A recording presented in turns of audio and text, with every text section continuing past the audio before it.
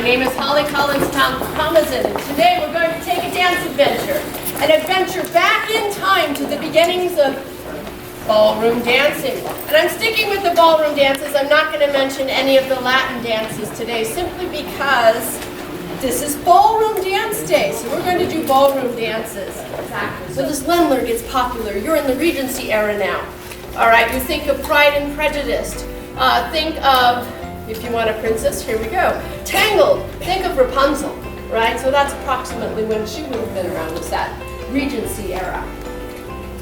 So you've got this Landler, it's picking up popularity, right? People are going, that's kind of cool, let's try that. We can talk to each other. So the wicked waltz starts to take off. And this is really your predecessor to the Viennese waltz as we know it today. Right, so it kicks off. People are dancing it in the streets. Oh my gosh, it's 1790. This is so exciting, this wicked waltz. But the gentleman can now clasp the lady. He's got his arm around her back. He's not just side by side. But he's got her, he's able to dance around her, run through her, and dance around her. Okay? So this is a wonderful, German style. So there were two ways to do it. One was high on the toes, and one was low on flatter feet. The French way was on the toes, or on demi-pointe, like you would have in the ballet, right? So it's taking off. We're having a lot of fun with this waltz. At the same time, actually, you have percolating in Buenos Aires, actually in Spain, we have the tango starting. And it was called a dance with stop, or bal con côté. Right, so it's dance with stop. Not much is happening. Ignore tango now for like 100 years. In the meantime, we have other hoppy-skippy, think Germans and Polish. You have this lively, out of Hungary, we have this lively Gallopade. We're going to fly around the ballroom ad nauseum. Truly, it's this wild-ass gallop. Ticky, ticky, ticky, tick. We know it as scattershotties now in our quick steps, right? And you're going to skip and hop and jump and fly around the ballroom. Gentlemen now have their arms around the lady's back. Believe it or not, very similar to the hold we have nowadays. So going into your Victorian eras, when we see a proper ballroom hold start to begin.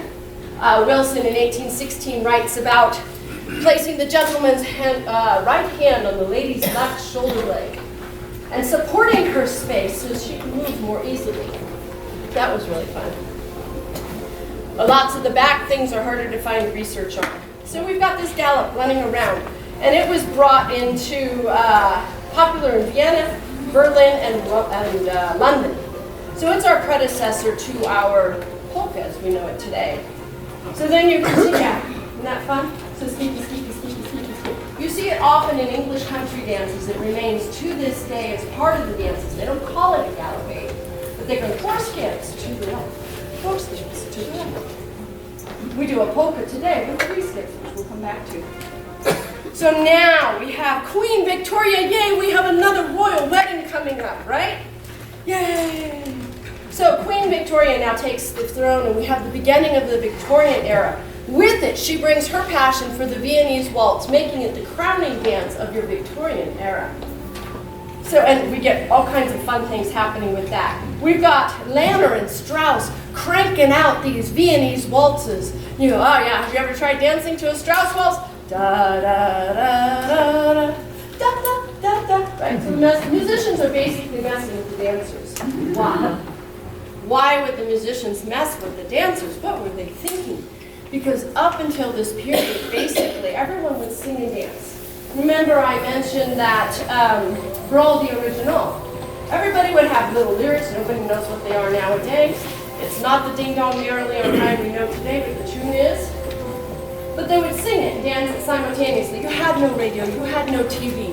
So you had to sing and dance all by yourselves to make your own merriment at the end of working hard all day. There was nothing else to do. So being highly educated, everybody danced. It didn't matter if you were a peasant or a lord, everybody danced. So, because they were all highly talented, very skilled, the musicians would mess with the dancers all the time. Right, can you follow this one? So that's always really fun. So they would careen around the floor, but realize their floors were very small. It was not uncommon for them to dance in their little parlors, okay? And you're like, well, this is not parlor size. This is this big floor. Didn't they always have? No, they did not always have large spaces. Most of the time, they go, yo, George, you want to come over to my house, move the piano out of the parlor into the hall, dismiss the servants for the night, we'll just noodle around the corner, right? So all of these were very small. They did still have grand balls. You would still go to them, but people didn't fly around the room necessarily. Certainly did not. So if you think of like, well, I'll come back to her. So then we have 1830, just before Queen Elizabeth takes the throne in 1837, we have the beginning and the countryside of Bohemia, which is like the Czech Republic area. We have the polka began, and we have this, it emerges as a serious contender for the waltz, right? So we've got the waltz, it's taking off, it's popular. Now we have Galopade going, right? They shorten that thing up from 8 skips to 3, or 1 and 2.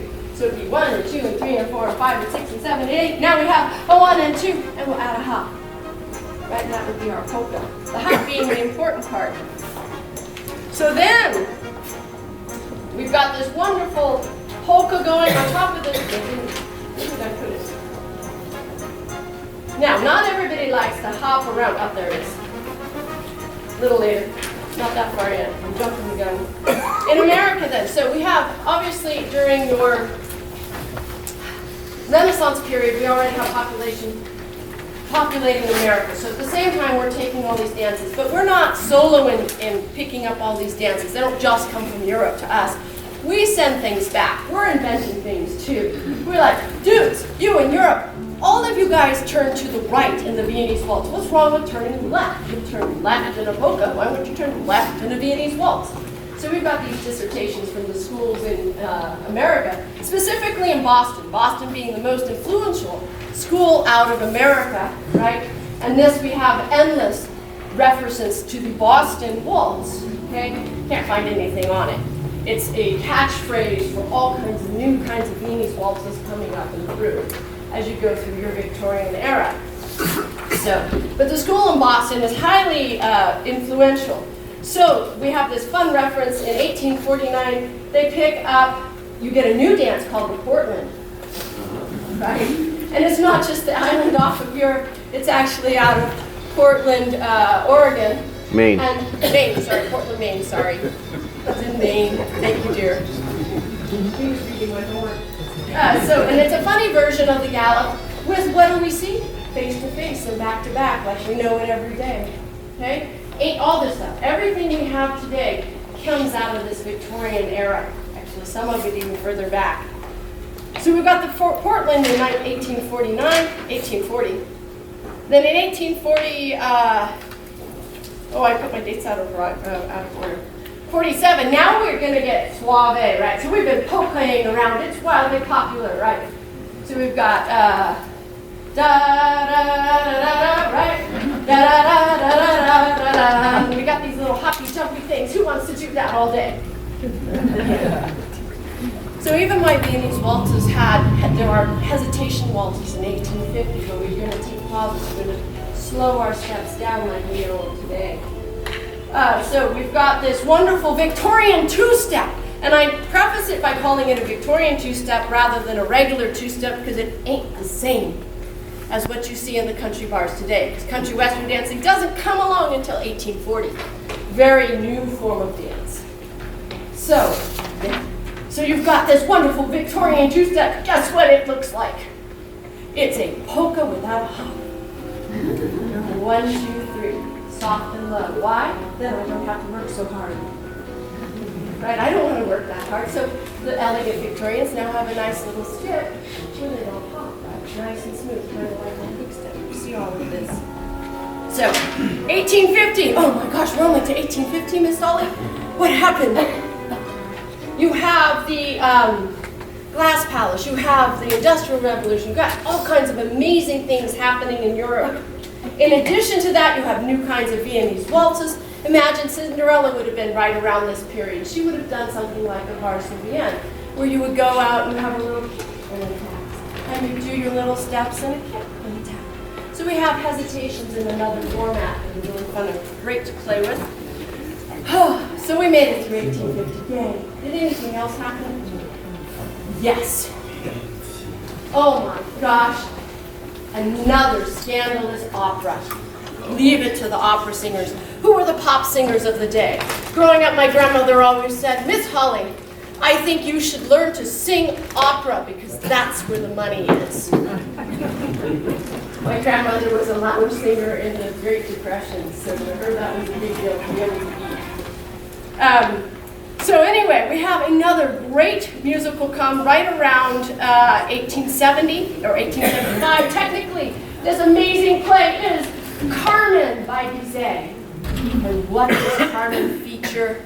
The most evil beat of all.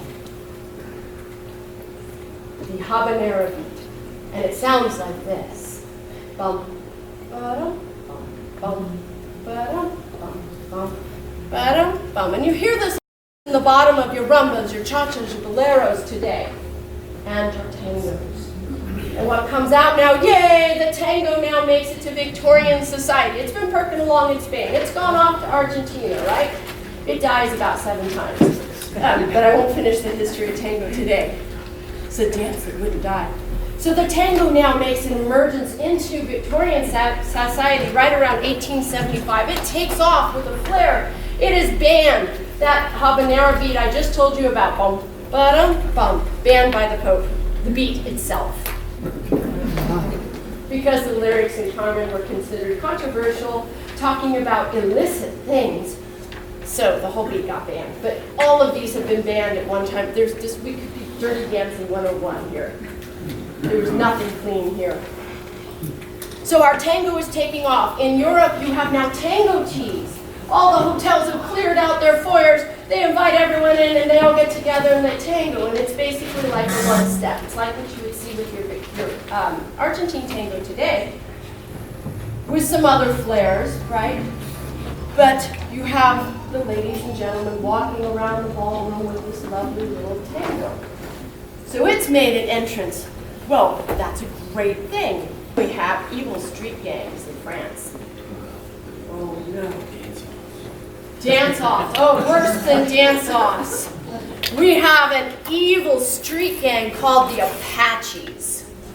Right, and they got the names because they felt that the Apache Indians in America were considered so violent that an actual newspaper writer came up with the idea that we should call this evil street gang the Apaches because they're as ruthless as those Apache Indians in America. Little did they know. Well, there was a big tete-a-tete around 1900 between the Apache street gang and the French police force, and the Apache street gang won. Well, what's that got to do with dance? Let me tell you. So, if you imagine the movie Moulin Rouge, right? And this is a seedy club, right? You have these underground clubs where everyone would go hang out. So the Apache gang members go down to these underground, they're, yo, dude, George, guess what? We beat the police up today. And it looked like this, whack, whack, whack, whack, whack, boom, boom, boom, right? How you picture, or your early videos, if you imagine, we'll come back to Rudolph Valentino dancing, right? It's the slap the girl, or if you watch the Muppets, you ever watch the Muppets do a tango? Look it up. Rita Morano, that's a really great one. But it catches the spirit of this Apache Tango, which they actually have a little slapping motion, and like our old cortes and rollouts, okay? So we've got this roll her in, roll her out, right? This is what we see today.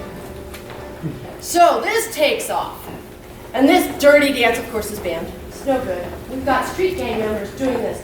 Then we've got rich nobility in France going, there's this cool underground dance. Why don't we hire some of these gang members to come teach us this dance? That'd be kind of cool. And so they do. So the Apache Tango starts taking off as a form of tango. So remember, we had a nice, polite tango before. Now we have a violent tango.